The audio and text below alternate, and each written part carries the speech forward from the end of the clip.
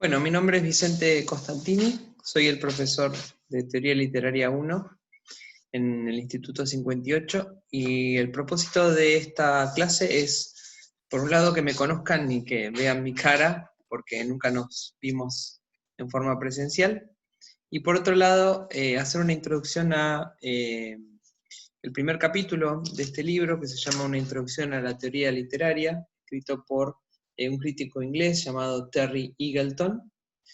Eagleton, en el primer capítulo de este libro, que se llama Introducción, ¿qué es la literatura?, trabaja y se pregunta un poco acerca de cómo podemos definir la literatura. Así que sin mucho más preámbulo, voy a la presentación.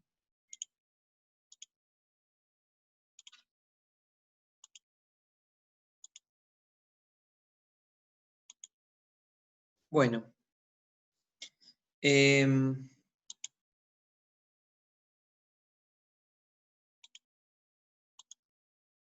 está.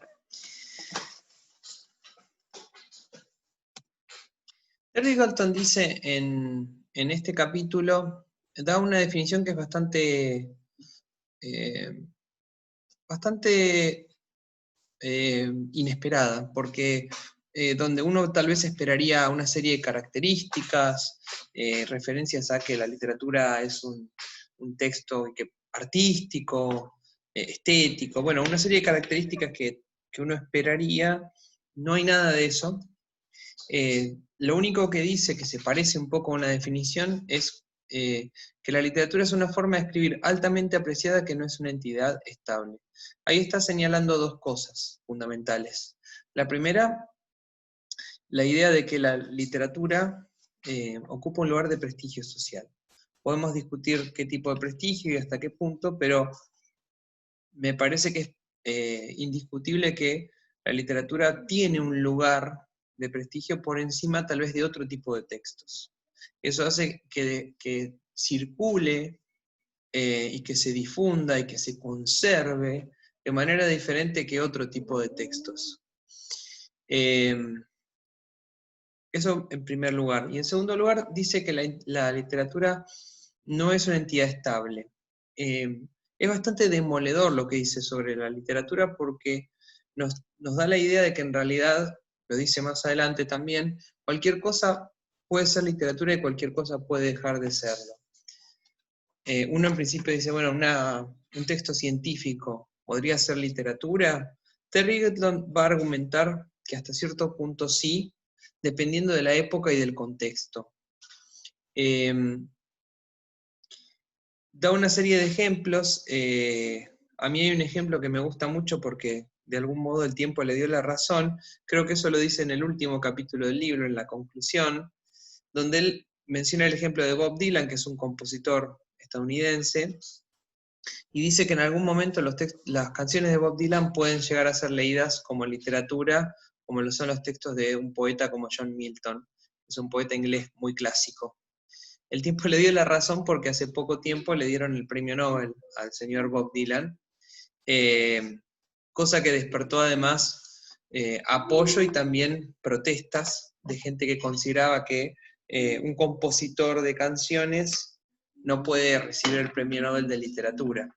Es como si, no sé, el año que viene se lo dieran a Charly García, que a mí en principio me parece bien, pero seguramente saldría mucha gente a protestar y a quejarse. No sé, imagino un novelista, por ejemplo, saldría a quejarse de por qué le dan a Charly García el premio Nobel de literatura. Entonces, eso hace un poco que ese tipo de cosas redefinan o nos obliguen a repensar qué es o de qué hablamos cuando hablamos de literatura.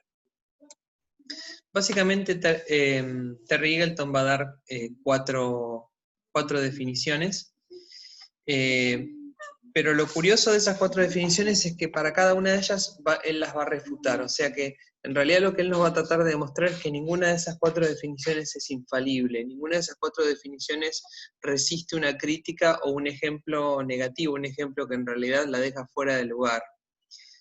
Son definiciones de lo más frecuentes sobre la literatura. Vamos a ver que hay muchos críticos y teóricos que las usan para definir lo que es la literatura. pero lo que intenta argumentar Eagleton es que esas definiciones por sí solas no son suficientes.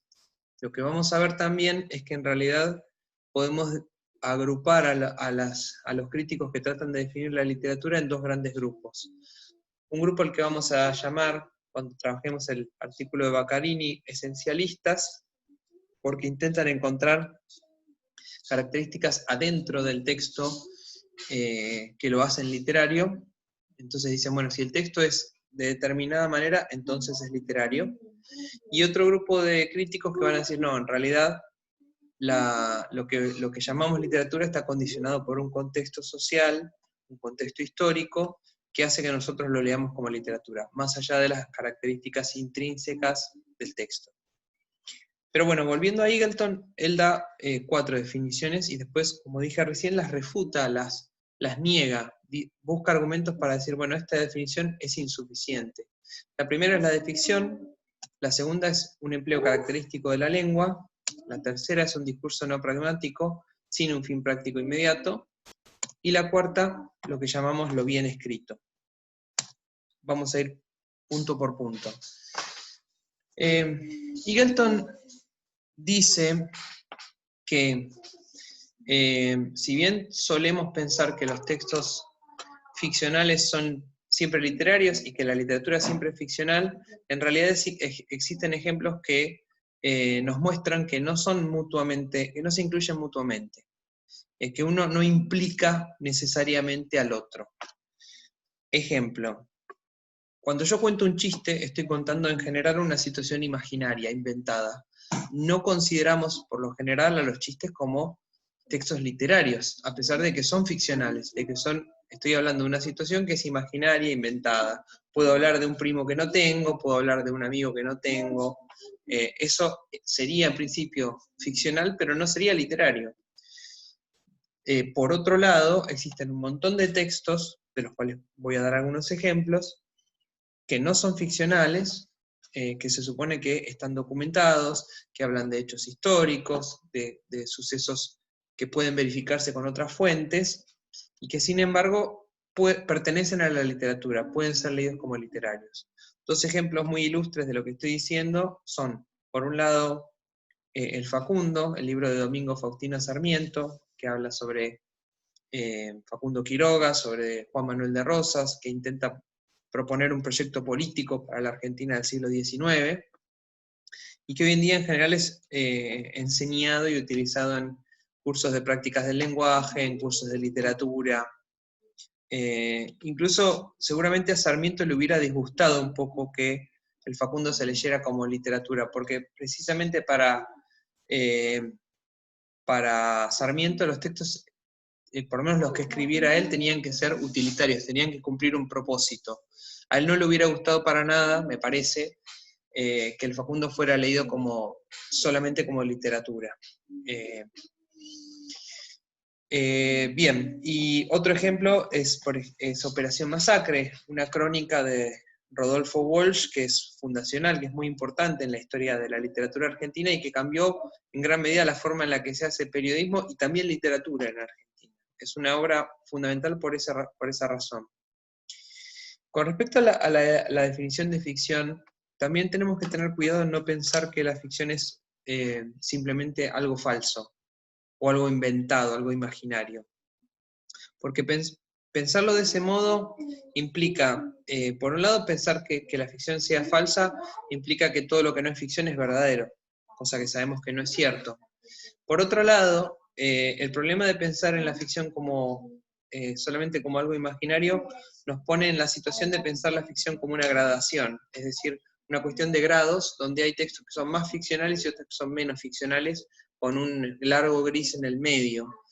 Y en realidad, por lo general decimos que un texto es ficcional o que no es ficcional. No solemos hablar de una zona gris, donde hay un texto un poquito ficcional y un texto un poquito menos ficcional.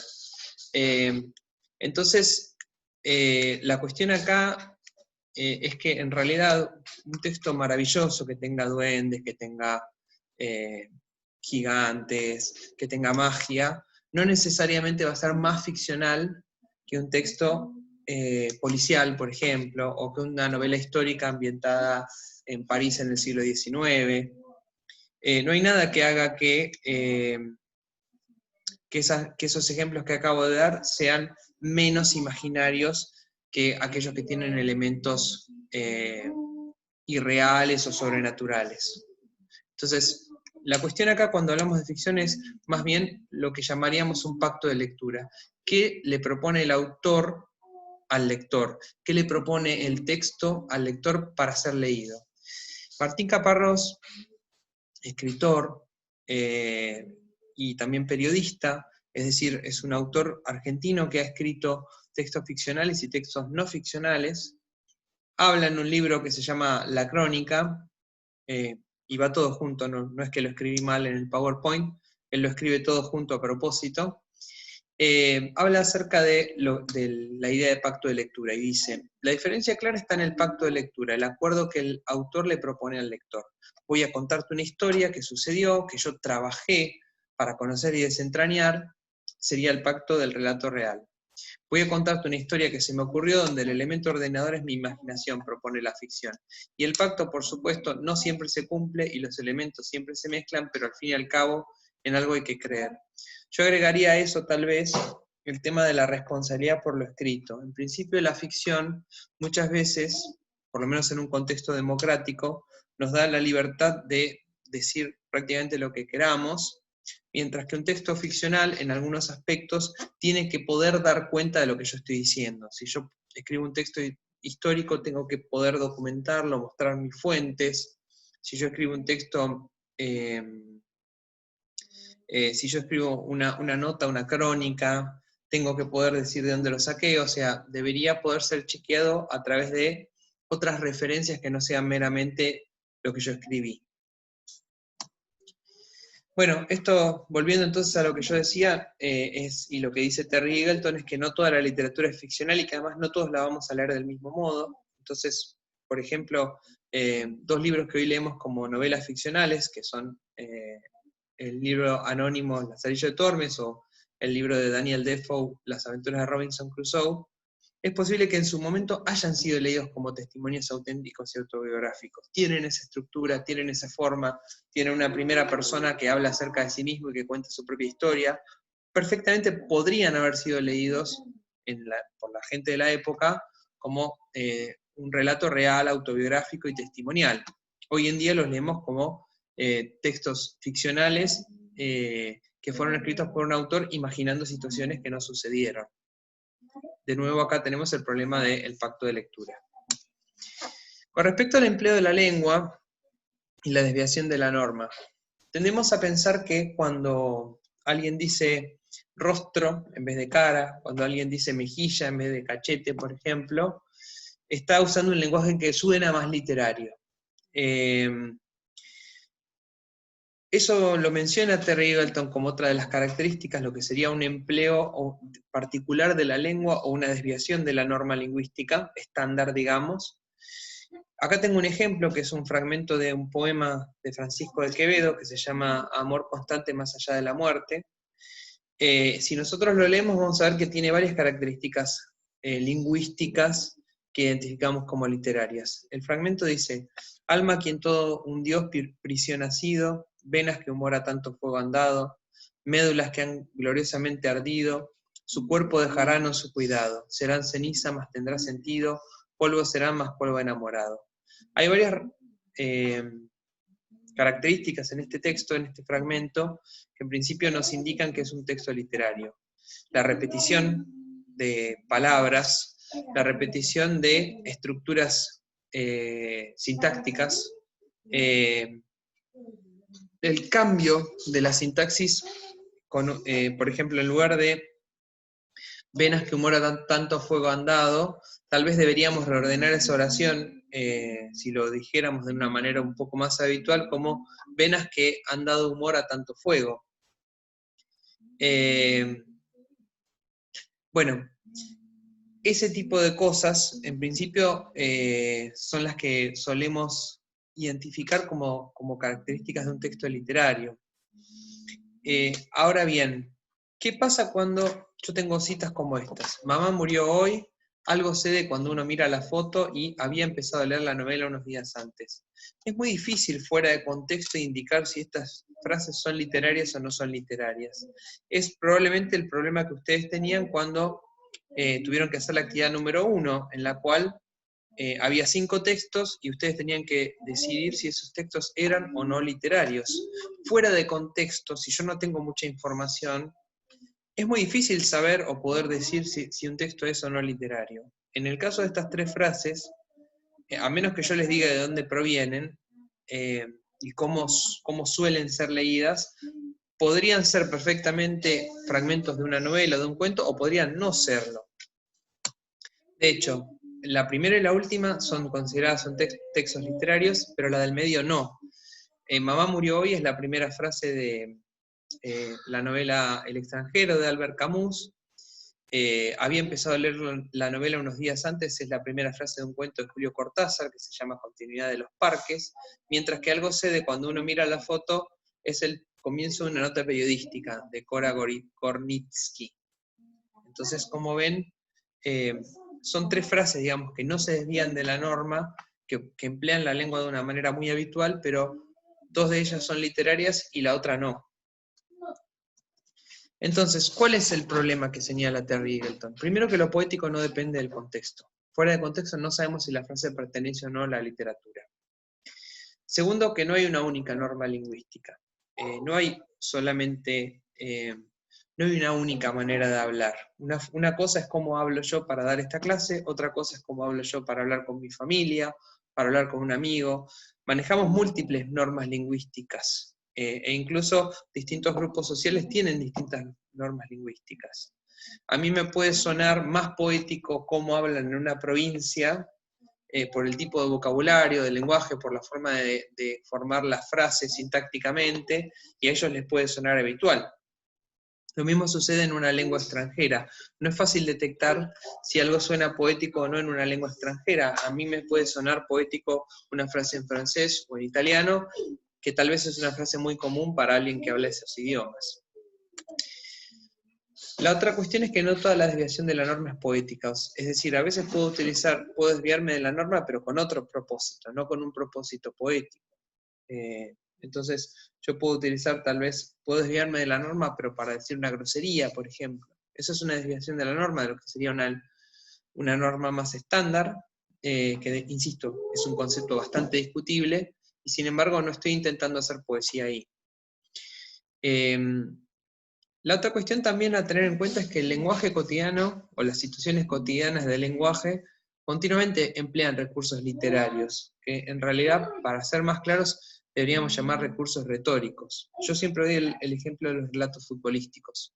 Los relatos futbolísticos están llenos de recursos retóricos, que pertenecen que se desvían, digamos, de lo que llamaríamos la norma lingüística, que pueden ser identificados como recursos retóricos. Por ejemplo, si decimos ese jugador es un muerto o es un pecho frío, estamos usando una metáfora. Si decimos la zurda más rápida del equipo, estamos usando una sinécdoque o metonimia, porque es la parte por el todo. Y de nuevo estamos en el marco de un texto que no es que no pretende ser un texto literario. La última cuestión que menciona Terry Eagleton es que una diferencia un poco más sutil. La diferencia entre lo literario y la literatura. En realidad, Eagleton dice que los formalistas rusos se preocupaban más por pensar en lo literario y no en la literatura como tal. Es decir, lo que ellos llamaban lo poético. Lo vamos a ver en la unidad 2, sobre todo cuando trabajemos a un autor como Víctor Shklovsky. Entonces, no necesariamente es lo mismo hablar de lo literario que de la literatura. Lo literario sería una característica del texto, y la literatura sería un conjunto de textos que nosotros catalogamos como tales. Después, una tercera definición que refuta Terry Eagleton es la de discurso no pragmático, un discurso que en principio no cumple con un propósito único claro. ¿Cuál es el problema de esto? Bueno, algo parecido a lo que decíamos sobre ficción y no ficción. Muchos textos literarios no fueron escritos para ser leídos como literatura. Es decir, muchos textos que ahora leemos como literarios tenían un propósito pragmático, un propósito explícito. Por ejemplo, el Facundo de Sarmiento tenía un propósito político, quería, digamos, sentar las bases de lo que iba a ser después el plan de Sarmiento para eventualmente ser presidente o llegar a ser un gran líder político en Argentina. Proponía también una forma de organizar el Estado y la nación. Establecía ideológicamente una serie de bases para atacar, digamos, a Juan Manuel de Rosas. Entonces, no se agotaba en un texto que no cumplía otra función que ser leído o que ser disfrutado como tal. No todos los textos que hoy en día consideramos como no pragmáticos o que no cumplen otra función que la estética, originalmente tenían eso. Piensen ustedes en los textos religiosos o los textos que cumplían una función importante para una cultura.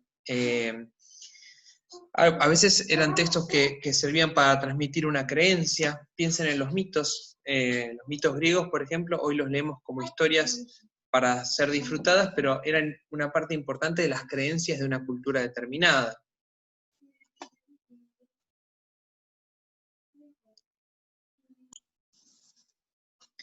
¿Qué más? Entonces, una de las cosas que dice Eagleton es que algunos textos nacen literarios y que a otros se les impone el carácter literario. Entonces, depende más del modo en que se elige leer que del modo en el que está escrito un texto. La última definición, que es la que refuta Terry Eagleton, la liquida bastante rápido, que es la idea de que literatura es todo lo que está bien escrito. Es cierto que, por empezar, es muy discutible qué es lo bien escrito y lo mal escrito. ¿Dónde está la vara? ¿Quién es el que mide qué cosa está bien escrita o qué cosa está mal escrita? Terry Eagleton lo liquida muy rápidamente y dice, si esto fuera cierto, no existiría la mala literatura. Y sabemos que existe. Yo puedo decir que, no sé, no me gustan las novelas de Paulo Coelho o de Florencia Bonelli, por ejemplo. Pero de ahí a decir que eso no es literatura es un poco más tajante, porque está imponiendo una idea de que hay ciertos textos que yo voy a considerar que son literarios y otros que no, porque no cumplen con una vara mínima de calidad que yo estoy fijando. Bueno, hay críticos que tienen esa posición, dicen, este no es un texto literario, pero me parece que es bastante peligroso decirlo así, porque yo no puedo quitarle a alguien el derecho de leer una novela de Paulo Coelho. Puede gustarme o no, pero de ahí a decir, no es literario, no lo leas como literario, ¿cómo hago yo para impedir que una persona lea ese texto como literario? En realidad no puedo. Entonces, esto se agota bastante rápido. No hay un criterio único de qué cosa está bien o mal escrita, y incluso algo puede estar muy mal escrito o puede parecerme horrible y voy a tener que admitir que es literatura igual. Como conclusiones, entonces, Terry Eagleton dice que, como dije antes, la literatura es una forma de escribir altamente apreciada que no es una entidad estable, y es un conjunto de formas con las que históricamente la gente se relaciona con lo escrito. Lo dice de manera mucho más fuerte en otro fragmento cuando Eagleton dice, no hay absolutamente nada que constituya la esencia misma de la literatura. Entonces, en esas dos posturas que yo mencionaba hace un rato, Eagleton claramente se para en la segunda, lo que llamaríamos la definición relacional, porque dice, no existe nada que haga a la esencia de la literatura. Y después viene la frase famosa y polémica que dice, cualquier cosa puede ser literatura y cualquier cosa que inalterable e incuestionablemente se considera literatura, Shakespeare, pongamos por caso, puede dejar de ser literatura.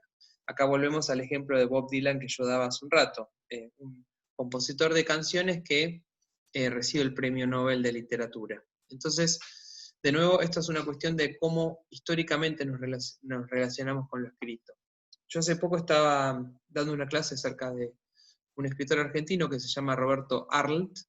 Bueno, Arlt tiene textos periodísticos, publicaba una nota periodística por día, y textos literarios. Tiene novelas, tiene cuentos, tiene obras de teatro. Seguramente cuando Arlt estaba vivo, él consideraba que solamente sus textos ficcionales eran literarios y que sus textos periodísticos no eran literarios.